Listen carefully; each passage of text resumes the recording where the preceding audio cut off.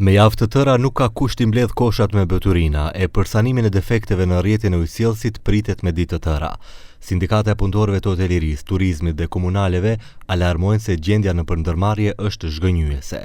Pagat e ulta, pagesat e parregullta, mungesa e regresit për pushim vjetor, si edhe e pajisjeve bazë të punës dhe mbrojtjes i largojnë punëtorët nga ndërmarrjet komunale. Edhe më alarmante është që të drejtat e punëtorëve dhe pagat i sigurojnë fal grevave dhe protestave. ЕП Водовод и канализација Скопје во изминатите 2,5 години предпријатието по разни основи го напуштија некаде околу 280 вработени.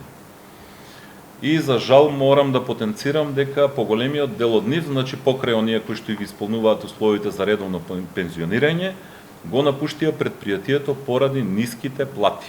Kashikovski thot se po largohen punonjësit e ujësjellësit, instaluesve të ujit, bagjeristët, operator makinash, sepse pagat në sektorin privat janë më të mëdha. Parlemron se drejtuesit e rinj të komunave do të trashëgojnë ndërmarrje me borxhe. По некои мои информации, сите јавни комунални предпријатија на територија на град Скопје се во огромни долгови. Имаше во јавноста некои податоци, сега не би сакал да шпекулирам, меѓутоа она што јас го знам, водовод има доста големи долгови, комунална, паркови зеленило, улици и патишта и така натаму. Нема предпријатие кое што е без долг.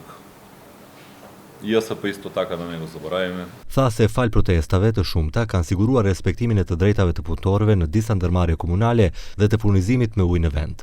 Palemroi dhe kallëzime penale për 17 drejtorë që nuk kanë respektuar marrëveshjet e përgjithshme kolektive.